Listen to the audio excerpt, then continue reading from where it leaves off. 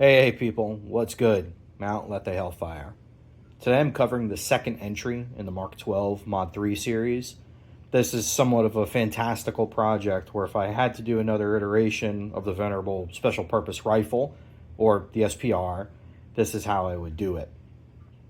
You know, pretending to be program weapons manager for 1st Special Forces Command, taking the SPR for what it is, a highly accurized, small frame gasser or AR-15, M4, M16 platform, and being able to slap on an upper or just issue whole weapons that are capable of engaging and killing targets out to 800 meters or even beyond that. Though I believe the initial program spec was 600 to 700, but don't quote me on that. We're returning to urbanized conflict because unfortunately our government here in the United States seems destined to want to fight a land war in Asia, which you're not supposed to do, or fight a winter war in Russia, which you're also not supposed to do, or perhaps do both at the same time, which is folly. However, urban conflicts being what they are, be it domestic or foreign, war is an unfortunate part of our existence here, and it's not really a political statement. It's just more keeping in mind of the project, and hopefully something like this never gets built. In the first video, which was more of a review on the Geissele MK18 MK18 SMR rail, or Handguard rather, I discussed the concept being that it would essentially be the Mark 12 Mod 0 with a modernized choice of accessories, sort of in the spirit of the Mark 12 Mod 1 that had the Vero Beach Knights armament parts and saw the Mark 12 SPR being brought out of Naval Special Warfare and out of 1st Special Forces Command, at a group.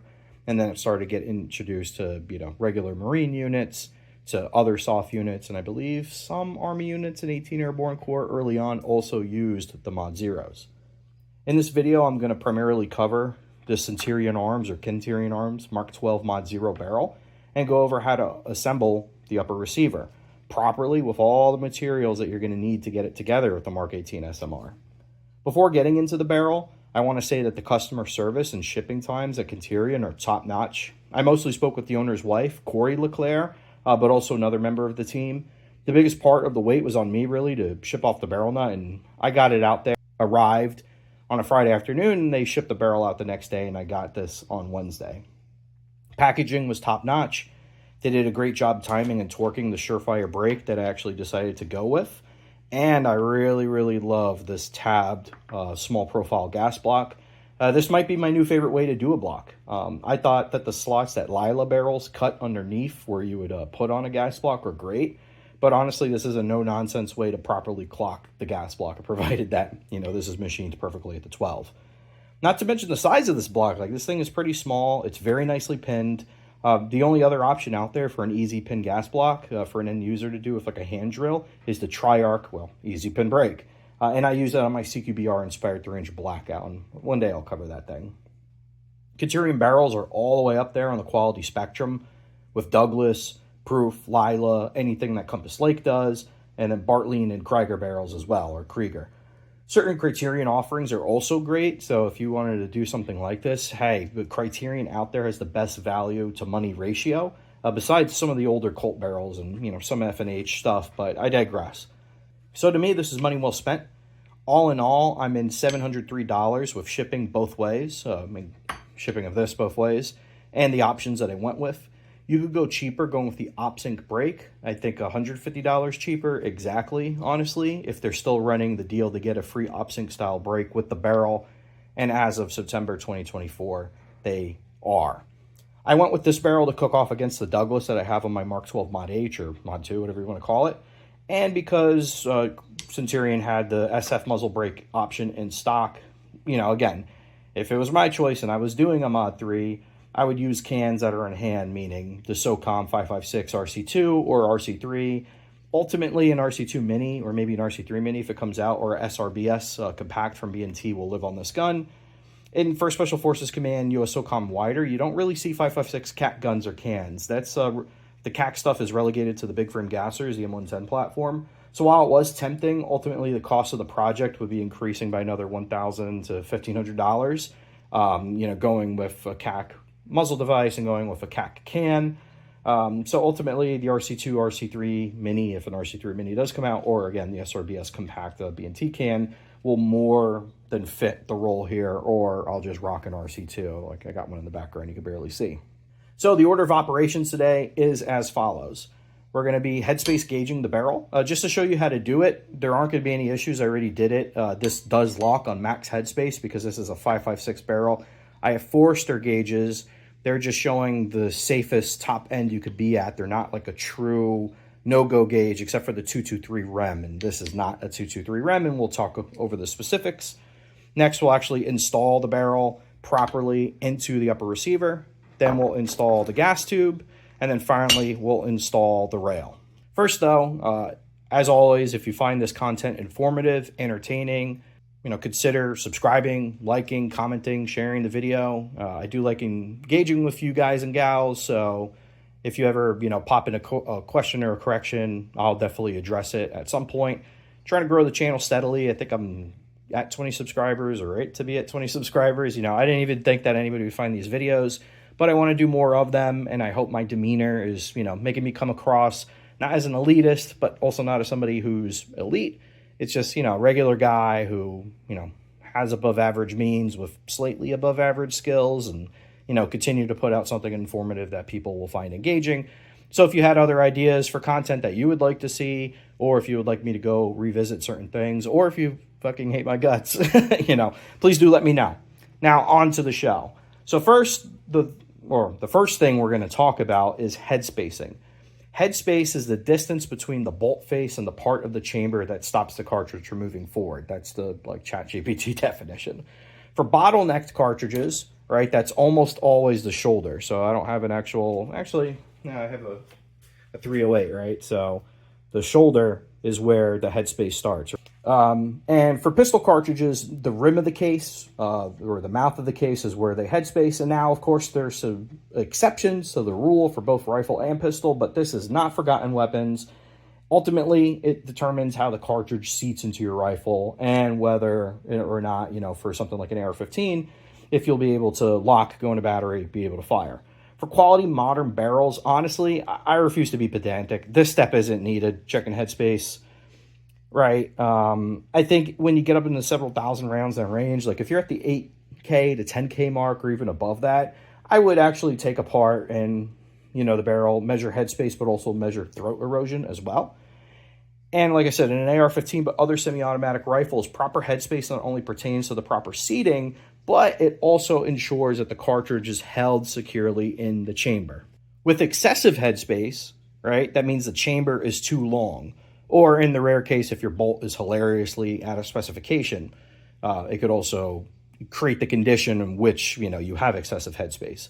And that leads to unsupported cartridges. So when you fire off the cartridge, the brass, the steel, or the aluminum casing, or I guess polymer casing, ever so slightly expands into the chamber area. And if it was to expand beyond the maximum tolerance, and that's like SAMI tolerance, right? The specification organization that talks about, ammunition, safety around, pressures and things exploding in front of your face, it could lead to anything from splitting, rupturing, or at the worst case head separation as well if it expands beyond that. That leads to excessive wear, improper extraction, improper ejection. It could actually break or damage your bolt. And if you partner that with a dangerously high pressure load, like let's say you accidentally put freaking pistol powder into your rifle, right? Now you have 22 grains of tight boom instead of 22 grains of H.335. That could cause a catastrophic failure. It will blow up your gun. It will damage something. And in high likelihood, you'll get straight up injured or, killed. So that's why that's bad. Now, with insufficient headspace or short headspace, the chamber's too tight or too short, in other words. So usually the bolt won't even close, right? And you won't have an issue. But in my opinion, having shorter headspace is more dangerous than having longer headspace in the case where the headspace is short enough that it has an issue, but you could get a partial lock. So meaning like you'll actually be able to function the trigger, strike the firing pin, ignite the primer, and it explodes.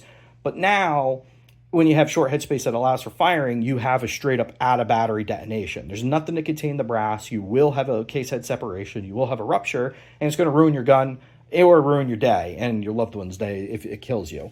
So if you can lock, right? The detonation might not be so extreme, right? Where if you could actually get the, bolt into the chamber and it locks, but let's say that, it's a little bit further back, right? Like we're still locked, but not all the way.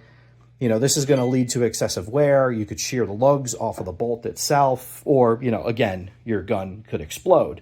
Now, for AR-15 platforms with Wildcats or, different things on 5.56, so 6.8 Spec 2, 6.5 Grendel, 6 ARC, or, things along that nature where the bolt face actually has to be, milled out some more, right? Where, that space where the lugs are attached to is even smaller, you could start splitting lugs and really breaking stuff.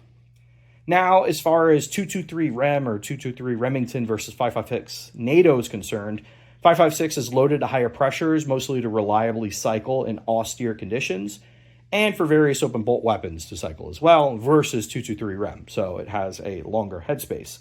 Or in other words, the 223 Remington chambers are tighter or shorter headspace. So don't shoot 5.56 NATO inside of a 223 Rem chamber.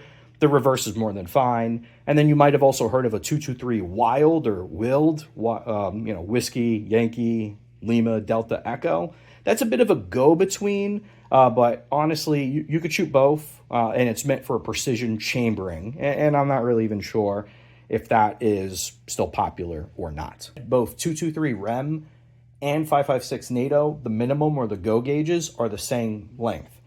They're supposed to both be at 1.4636 inches.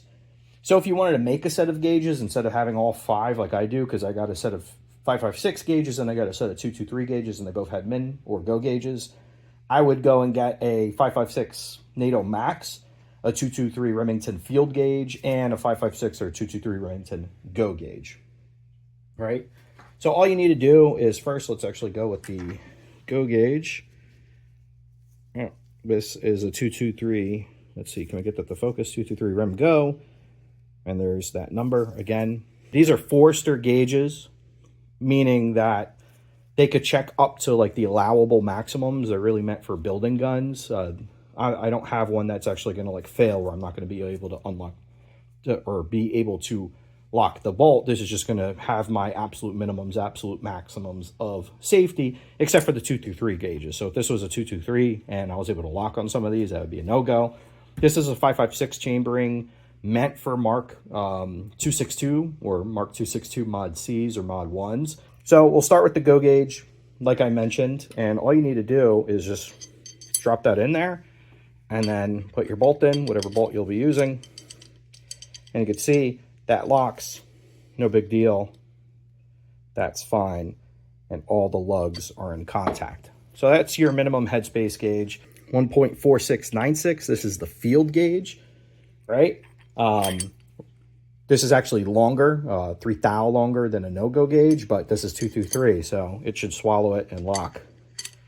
No issue. And you can still see you don't really have any of the lugs showing above the barrel. All right, so that's no problem. The 5.56 Max is actually 6 thou longer than that, so it's at 1.4736. So this is the maximum allowable safe 5.56 chambering, and you'll see, again, it locks, and I don't have any lug material. Oops, sorry, that's not focusing.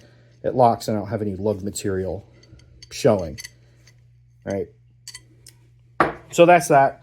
Again, I already gauged this. You don't really need to do this. This is a very high quality barrel, but that's just to show you how to do it. So now for the fun part, installing the barrel and the barrel nut into the upper receiver. Now what you'll need for this off camera, I already have my vise set up with a reaction rod. But firstly, for any quality build, you need some Aeroshell. So Aeroshell 64/33 MS. You could actually get in a bigger container. Umbrella sells these. They used to sell these little things for like $3 or $4 on Amazon. Now they're like $11 on Amazon.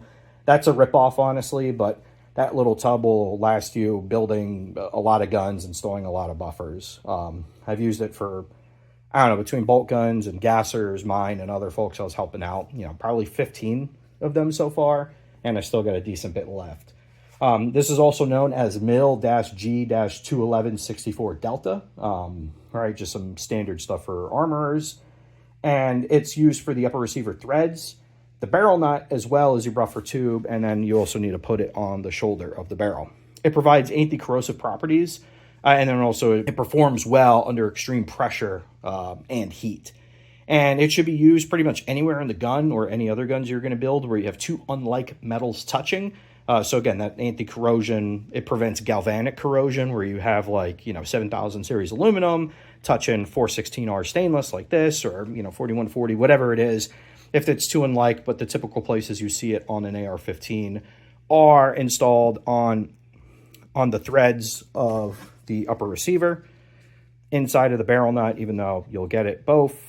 And then you'll want to get it a little bit inside of the barrel on the extension, and then especially on the lip of the extension where it's on both sides, where it's going to contact here, and also where the nut is actually going to lock on into. And then you would also use it on the buffer tube. And like I mentioned, I have a reaction rod. Botac has a reaction rod, and then you have the Midwest URR, which honestly I think it's better because it has the splines that lock into the extension, but it also has a sail essentially that's going to fit into that channel where the charging handle goes. And this is just a cheapy Aero Precision fully assembled that I got from Primary Arms for like $70. I say I'm not going to go spend freaking $400 on an upper receiver. That's dumb. I'm going to spend $400 on something dumber than that. Now, if you have a tighter upper receiver, not so tight that you need a thermal fit, but, if you have a thermal fit, you probably already know what that means. But, if there's some high spots because there's poor machining or phosphating, like if you sent it on a PSA or on an Anderson, which are more than fine too. But, like I mentioned, you could get some on the inside and on the extension, even though you don't need it. Now, if you have to whack this thing with a freaking mallet, and it's going to start to cause extra stress, just get a new upper receiver, RMA it, turn it in. But I think Caleb from Brownells advises doing it anyway. So, hey, it is what it is, right? It isn't going to hurt it, that's for sure. All right, now that we're at a different angle with slightly worse lighting, we're actually going to go and get this set up. So, like I mentioned, you just need a tiny dab, really, all around here. Then you want to get it inside. You want to get it on both sides, right? So, not just on the extension, but you want to get it on both sides of this ridge. Maybe I'll be able to apply it a little bit more accurately with this. But, actually, no. It isn't going to hurt it, so. Set both sides. The extension, don't get any inside the extension. Don't get any in the chamber area. But you want to get that on both sides. And then a little bit inside of here. And then any excess, put it over the threads. A little bit more. Because just about every torque value you're going to run into when assembling these is a wet torque value. And then you can wipe off any excess later. So you should know how to do this, right? I'm going to get the barrel extension in there. And make sure it's locked up on the spline. And then all you're going to do is actually, let's get a little bit more on here. Because as you spin it, it'll get on the threads. You want to get this thing hand tight as much as you could get it.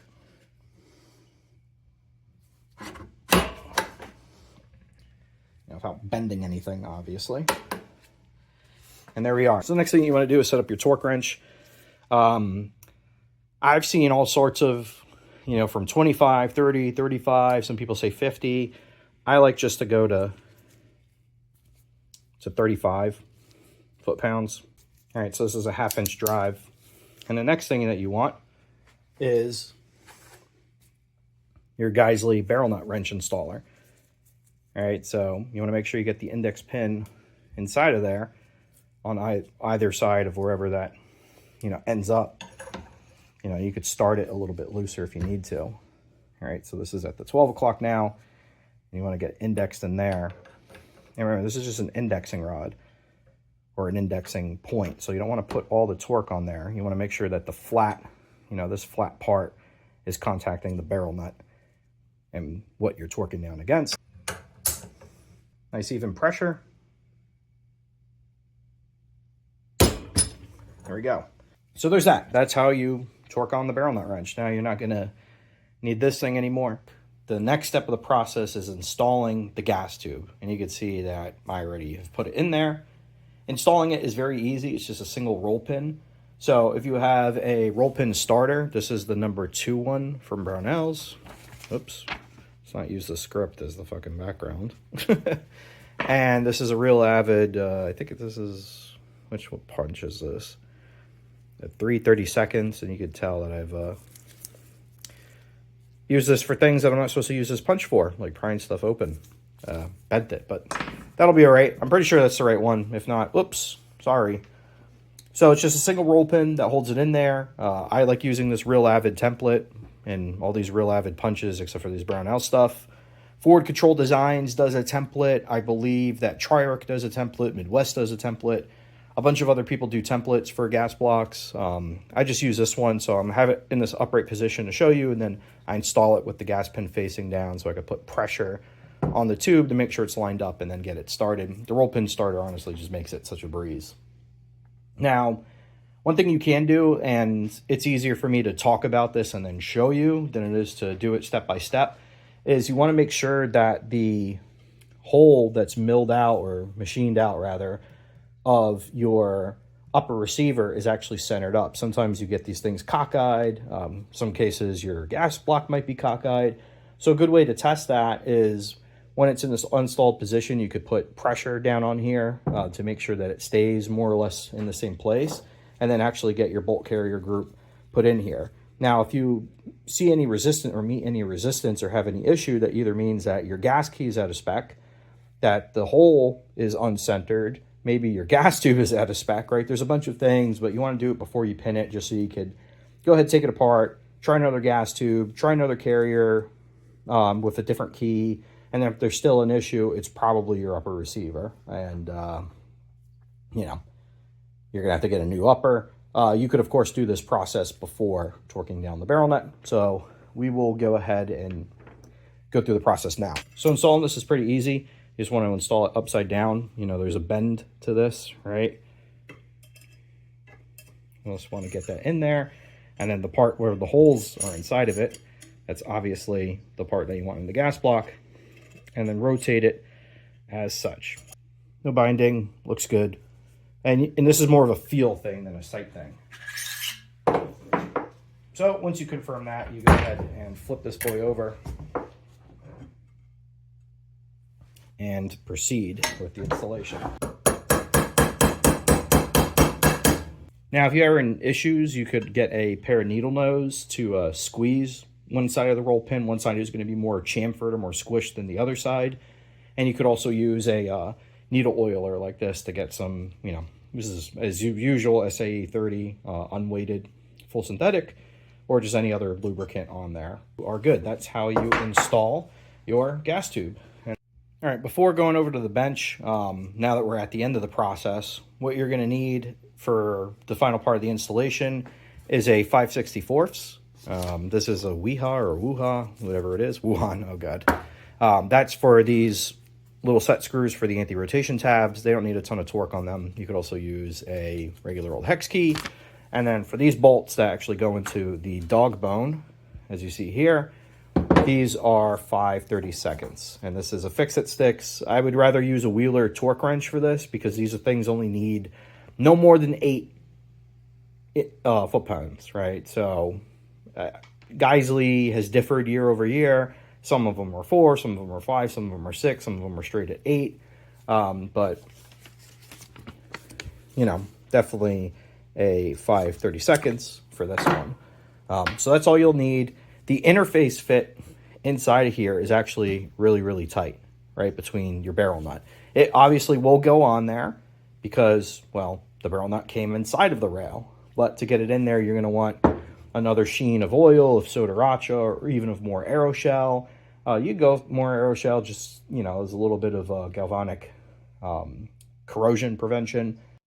All right, back at the vise. So the other thing I neglected to mention before was beyond the wrenches, you are also going to need some sort of optic mount or some sort of rail to bridge this. This is a an OMM from SC Regulars or Regulars Defense. So essentially you'll just bridge these two parts, torque it down, or at least get it all the way tight, and then that'll make sure that it's fully clocked and aligned. You want to do a thin sheen of, you know, whatever. Like I said, I'll just put some more Aeroshell on here. And you don't really need thread locker for this either, because it's an interference fit, or a quasi-interference fit rather, because it goes on, obviously. I mean, the fucking rail comes with a barrel nut. So, boom, get that on there. Easy game. Get these two sides locked in. Now we could actually get the screws in there. You don't necessarily need thread locker on these, so I'm not going to send it. Oh, fuck. Would help if I put the right wrench in it. Or the right bit in it, rather. See, I don't know what I'm talking about. This is why you should use a fat wrench for this instead of this limiter. This isn't rocket science. The last thing you could do is tighten these boys down. And that's all she wrote. So we're on there. I'm actually just going to keep this T2 on there because I don't have any optics, and we will roll some B-roll.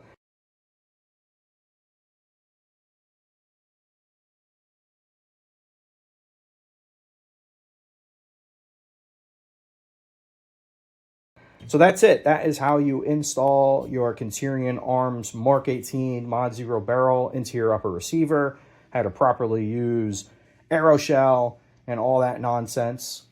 In addition, we also learned, or you also learned, how to get your gas tube in there and set up with the right punches and, and punch starter, and also how to check to make sure that your upper receiver, your gas key, and your bolt carrier group, as well as, I guess, the outer diameter of that gas tube are in spec. And then finally, we went over how to actually install the MK18 SMR onto it. All right, folks, thanks again for hanging out with me while you're in bed or on the shitter, or hopefully actually using these instructions for their intended purposes. But hey, I'm not going to complain about some views. As always, fellas, ladies, if you actually are watching this, the world seemingly gets crazier every day. These fools in NATO and the U.S. State Department and the freaking Kremlin and whatever the thing that G has going on want nothing more than for all of us to die. They want to kill us. They want wars. They want us dead. I'm not making a political statement here. I'm just saying that a lot of things of consequence are more than likely in somebody else's hand, whether it's somebody's distracted and they plow on incoming traffic and kill you. You know, so I'm not trying to be a pessimist here either. Always prepare for the worst. Check in on each other, your loved ones, your friends, guys from your unit from 10, 15, 20 years ago, dudes that you went through SFAS with, through RIP with, through SODIC with, through freaking 31 uniform, commo school, whatever it is. Check in with your family if you love your family. And if you need somebody to vent, go and reach out and vent. I'm not saying go to a therapist, right? I mean, these fucking 22-year-old chicks who are psychotherapists and do CBT, you know, maybe they're not the right ones to talk to, but I'm already talking too much shit. Get stuff off your chest. Don't let it kill you. All you got is what you give. As always, thank you for watching. Subscribe, like, share, comment if this was entertaining or informative. Stay safe, and I will see you on the next one. Goodbye.